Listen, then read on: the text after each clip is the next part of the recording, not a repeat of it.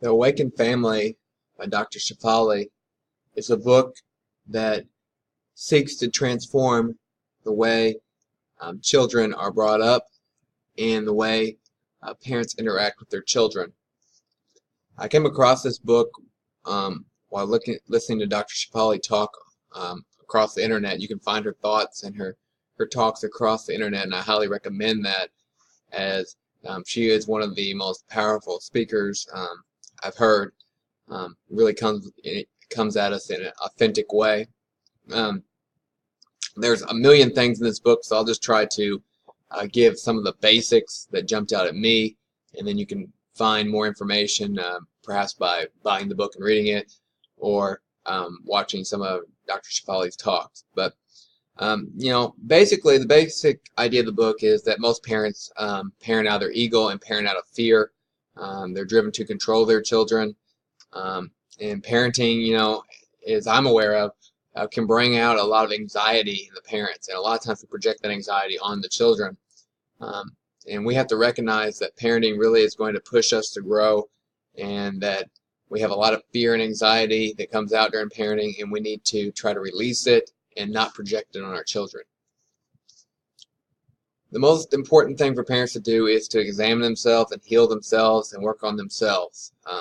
Kids are going to mirror the behavior that we model, mirror the feelings that we model, and that's where you get that generational and cultural type of thing, where our children, a lot of the problems that we have, we often project on our children, and then they will project them on their children, and it will just keep going and going.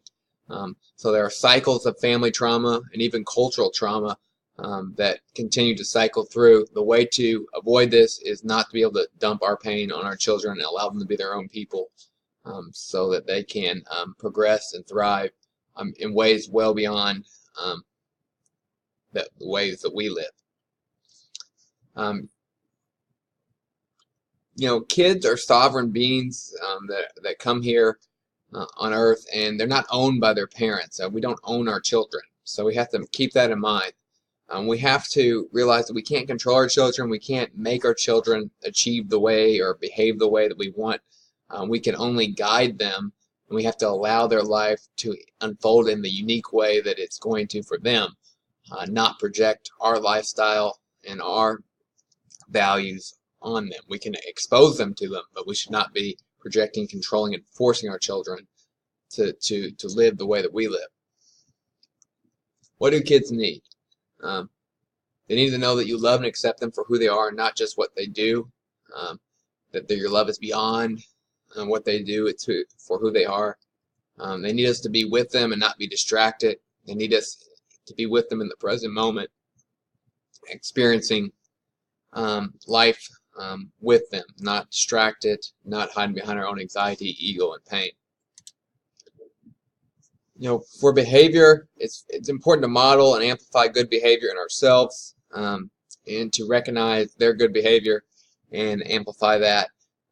You want to create a condition in your household where your children are thriving and understanding good behavior, instead of a punitive situation where you're just constantly punishing them and nagging them for bad behavior. We must allow our children to be who they are, not to be who we want them to be. So often parents push children into activities, or push them to succeed and reach external goals just because it makes the parents feel good, to fulfill the parents' ego. We have to realize that our children are valuable and great just as they are. They're not. It's not about their accomplishments. It's not about them doing as many activities as possible or fitting into all society's modes. And it's okay for children to be average. Children don't have to be exceptional. They don't have to be ahead of the curve based on what society says. A child who is average and on target is, in their own unique way, is perfectly fine. And this kind of builds on that. Accept the children for who they are and not what they do. We have to love and accept our children for who they are, not based on their accomplishments, not based on what they do. We have to teach our children to love the process of life, not just be seeking external rewards constantly. When children do things that trigger us, we have to respond instead of reacting. We definitely need to set clear boundaries for behavior of our children, but we need to make sure those boundaries are for the good of the family and good of the child, not for control for the parents. And then work with our children and once we set those boundaries, we have to be firm with those boundaries and not be wishy-washy with them. Set good boundaries that are important for everyone and valuable for everyone, but don't cave in when you set them. When you're getting ready to react to a child's behavior, it might be good to take a step back and take a few minutes to consider what would be the wisest reaction for you. So often we impulsively react out of anger or fear, and it damages our children and damages our relationship with our children. Dr. Shefali urges parents to not to give space when they're triggered, so we can calm down and react in a manner that is best for everyone. Empathy is really important. We have to give our children empathy. We have to understand their feelings and stand with them in their feelings, and not be trying to change them, but also don't make those feelings your own, and also don't help your child try to avoid them. She gives examples of fearful children and how parents can help the children understand that they recognize their fears, but also develop a path for them to conquer their fears. Boundaries should be made in a clear and presented in a clear, calm, consistent way, and they should be for the good of the entire family and for the child, not for the ego of the parent. You have to live by your own boundaries. If you can't live by any boundaries yourself, what do you expect for your children? A parent that abuses alcohol is modeling a behavior that can't expect a child not to abuse, a teenager not to abuse alcohol. A parent that keeps a messy house and is unorganized and late, how can you expect your child to keep their room clean if the rest of the house is messy? Or have the child to be on time if you're modeling that you're late for everything. So we have to set our boundaries, we have to model them, we have to explain them, and then be consistent with them. Logical consequences. Dr. Shefali is not a big fan of punishment. She's a big fan of logical consequences. She thinks that when children do behavior that is detrimental to them, they should face the logical consequences to that. So often we are rescuing our children we don't experience any pain at all. We don't want them to, if they don't bring their homework into school, we'll rush it to school for them, make a second trip. If they're, forgetting things or if they have a messy room, we'll clean it for them when they can't find something.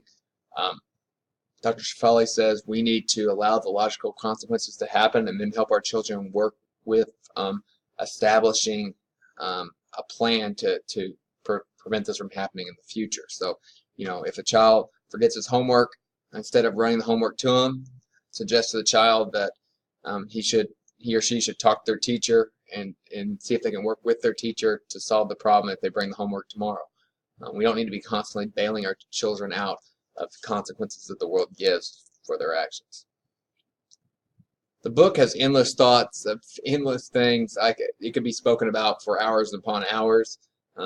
And this is Dr. Shefali's unique viewpoint on parenting, and there's a lot of powerful thoughts here, but I don't think it's the end-all, be-all.